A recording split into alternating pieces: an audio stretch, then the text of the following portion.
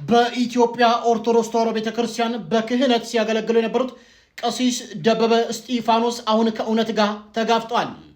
በዚህ ሳምንት ነበር አንዲት ዘማሪ ቀሲስ ደበበ እስጢፋኖስ ደፍሮ ልጅ አስወልዶኛል ዲኤንኤ ምርመራ ፈልጋለሁ ሲል በዩቲዩብ ቻናል መታ ስሞቷን ያቀረበችው። እንግዲህ ይህን በተመለከተ ማለት ነው የኢትዮጵያ ኦርቶዶክስ ተዋሕዶ ቤተክርስቲያን በአፋጣኝ ቀሲስ ደበበ እስጢፋኖስ የዲኤንኤ ምርመራ ማያደርጉ ከሆነና ይህንን ነገር ምላሽ ማይሰጡ ከሆነም ክብረ ክህነታቸው ሊነጠቅ እንደሚችል እየተሰማ ነው። እሳቸውን በተመለከተ ሰፋ ያለ መረጃ ይዘን መጥተናል።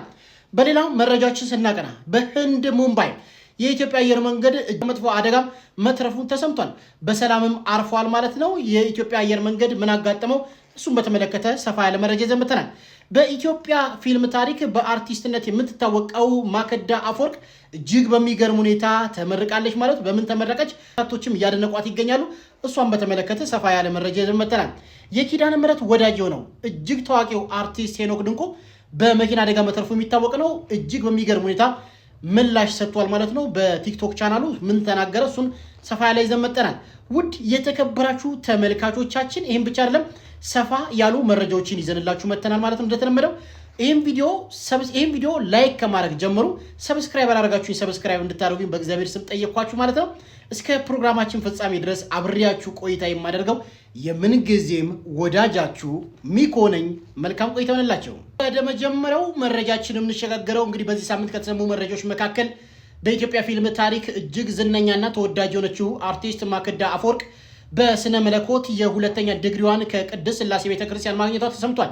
በርካቶች አርቲስቶች ዓለምን በፈለጉበት በዚህ ሰዓት እቺ አርቲስት ግን በእግዚአብሔር ቃልን በመማር በስነ መለኮት ሁለተኛ ዲግሪዋን ይዛ መጣለች ማለት ነው። እስቲ ይሄንን መረጃም አዳምጠን እንመለሳለን። አርቲስት ማክዳ አፈወርቅ ከቅድስት ሥላሴ ዩኒቨርሲቲ በነገረ መለኮት ሁለተኛ ዲግሪዋን ተመርቃለች። ታዲያ ዛሬ ቅድስት ሥላሴ ዩኒቨርሲቲ በነገረ መለኮት በሁለተኛ ዲግሪ ካስመረቃቸው ተማሪዎች መካከል አርቲስት ማክዳ አፈወርቅ አንዷ ናት። ለተወዳጇ አርቲስት መልካም ምኞታችሁን በኮሜንት ሴክሽን ላይ ግለጹላት። እንደሰማችሁት ነው በስነ መለኮት ወይ ደግሞ በነገረ መለኮት ማለት ነው ታዋቂዋ አርቲስት ዝነኛው አርቲስት ማክዳ አፈወርቅ በሁለተኛ ዲግሪ ከቅድስት ሥላሴ ቤተክርስቲያን መመረቋ ተሰምቷል። እንግዲህ እስቲ በጣም በሚገርም ሁኔታ እንደዚህ አይነት ትምህርቶችን የሚማሩ እህቶች በጣም ጥቂቶች ናቸውና ልትበረታቱ ይገባል። በተለይ ሴቶች እህቶቻችን ስለ ቤተክርስቲያን ዕውቀት እንዲኖራችሁ እንደዚህ አይነት ትምህርቶች ላይ ገብታችሁ ብትማሩ ጥሩ ነው። ሁላችንም ስለ ነገረ መለኮት ስለ ነገረ ማርያም በተለይ ቴዎሎጂን ብንማር ሞር ስለ እግዚአብሔር ማወቅና ስለ ሃይማኖት ማወቅ ጥሩ ይመስለኛል ብዬ አስባለሁ። በጣም በርካታ ዓመታትን የሚወስደው እጅግ ትልቁ የትምህርት ክፍል ነው ነገረ መለኮት ማለት ነው። ሳላደንቃት አላልፍም። ሁላችሁም እንኳን ደስ ያለሽ በሏት። ከተናገረችው ንግግር አዳምጠን እንምጣ።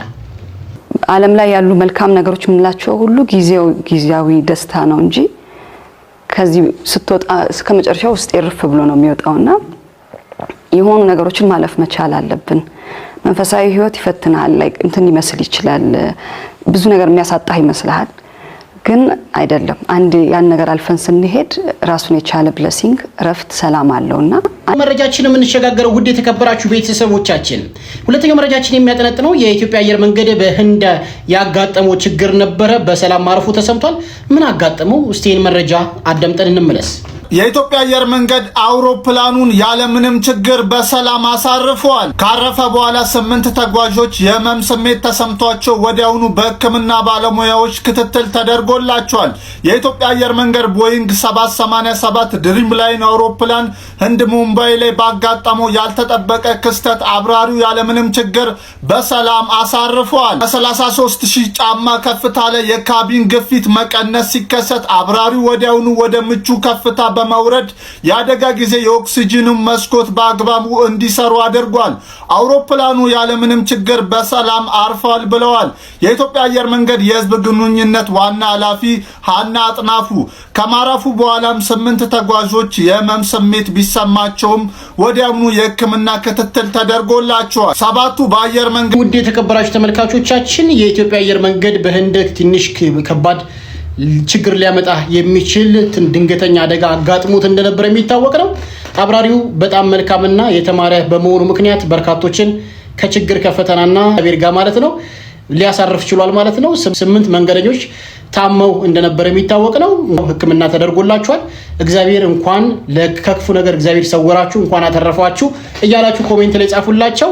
ወደ ቀጣይ ቪዲዮ እንሸጋገራለን። እጅግ አስገራሚ መረጃ ነው የምንሸጋገረው። ውድ የተከበራችሁ ተመልካቾቻችን እንግዲህ አፍሪካን ታውቃላችሁ። በጣም አፍሪካ ላይ በጣም አምባገነን መሪዎች የሚበዙባት አህጉር ነች። እንግዲህ ይህን በተመለከተ የቡርኪና ፋሶ መሪ ማለት ነው ኢብራሂም ትራኦሬን ለመጠበቅ በርካታ የቡርኪና ፋሶ ተወላጆች ዜግነት ያላቸው ሰዎች ውጪ መንገድ ላይ ውጪ ራሱ እንደሚያድሩ ተሰምቷል ማለት ነው። እስቲ ዜና አዳምጠን እንምጣ። እጅግ የሚገርም ነው። የቡርኪና ፋሶ ዜጎች መሪያቸው ማለትም ኢብራሂም ትራኦሬን ከአደጋ ለመጠበቅ ምሽት ላይ በመንገድ ጎዳናዎች ላይ ተኝተው እያደሩ መሆኑ እንግዲህ አንድ ታዋቂ የሆነ ጋናዊ ዩቲዩበር በገጹ ላይ ለጥፎ ለመመልከት ችያለሁ።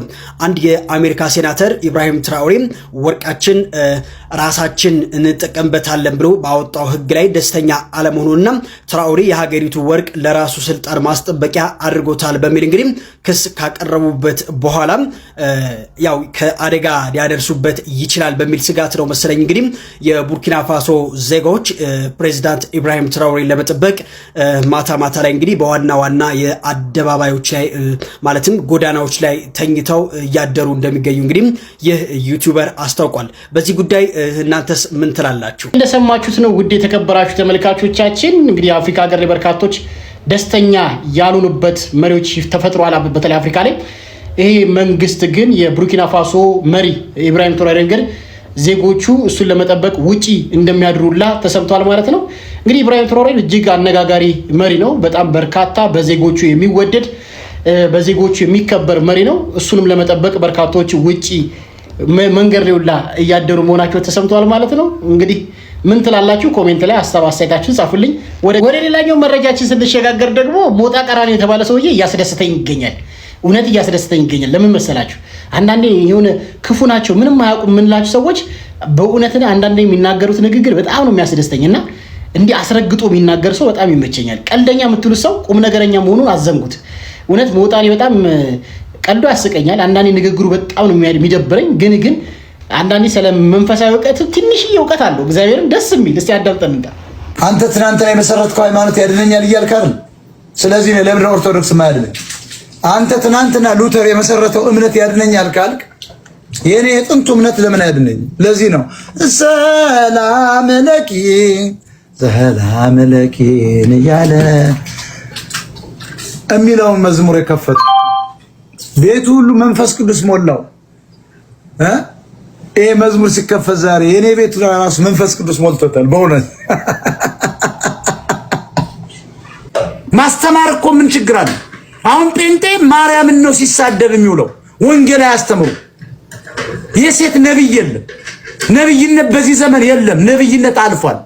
ይሄ ሁሉ ኮልኮሌ የዳዊት ሞላልኝን ኮልኮሌ ወንድሙን ይዩት።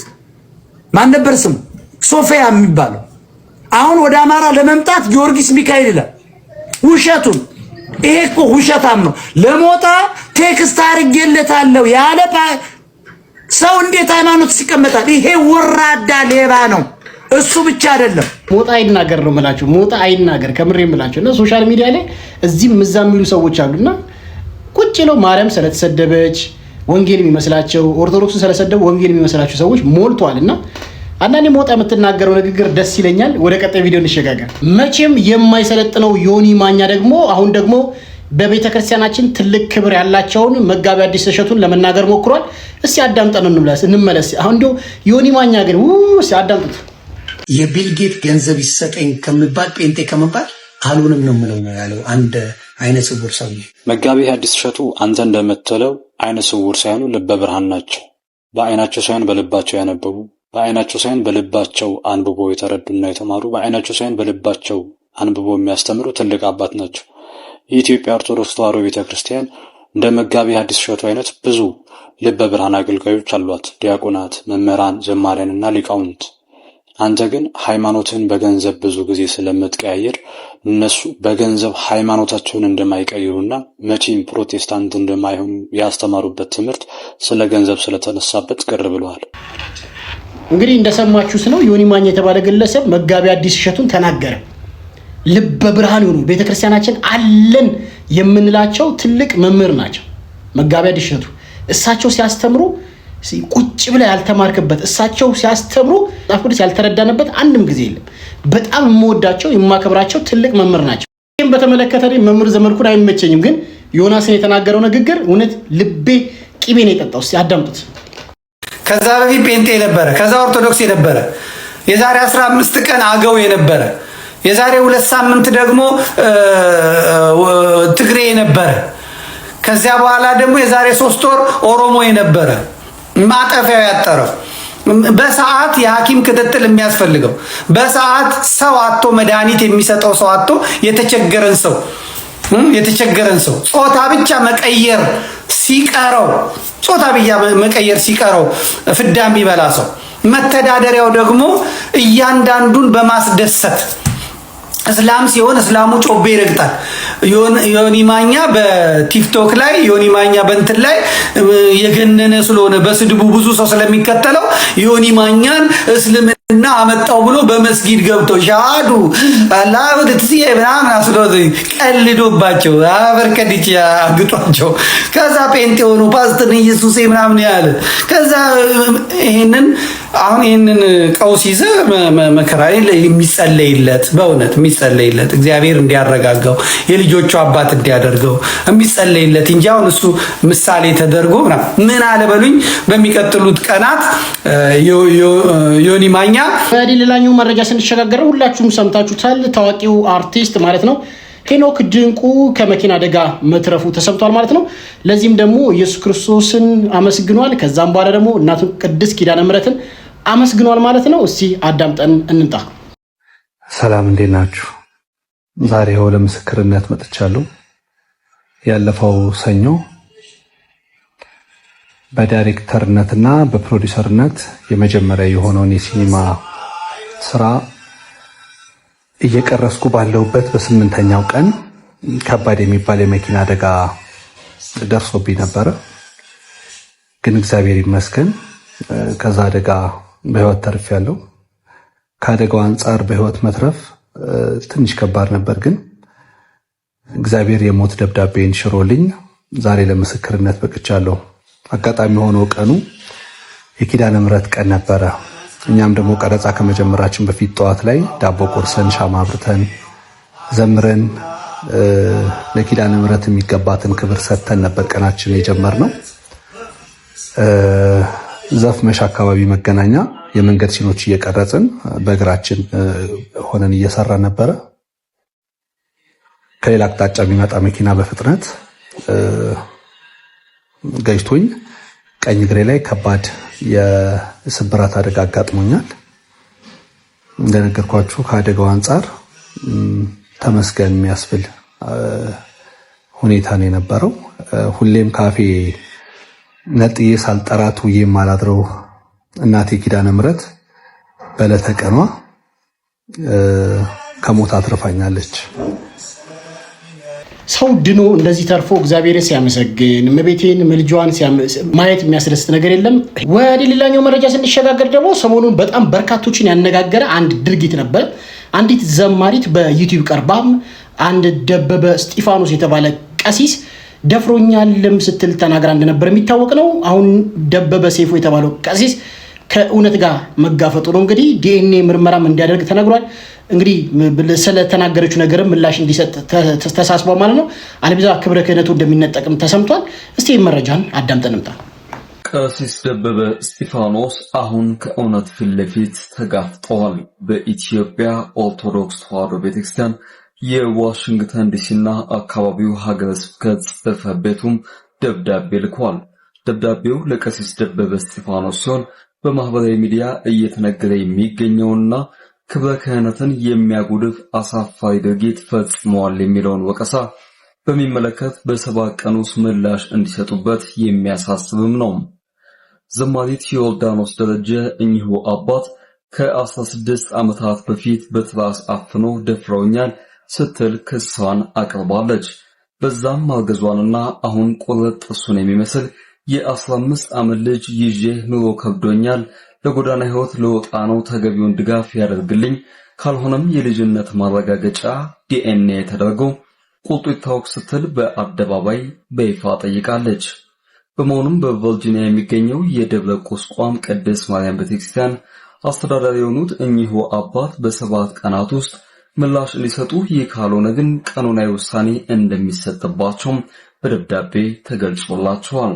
ማቹት ነው ልጁ ቁርጥ እሱ ነው የሚመስለው። በ7 ቀን ውስጥ ምላሽ ማይሰጡ ከሆነ ክብረ ክህነታቸው ሊነጠቅ እንደሚችል ተሰምቷል ማለት ነው። እኔ በስትክክል የእሳቸው ልጅ ነው።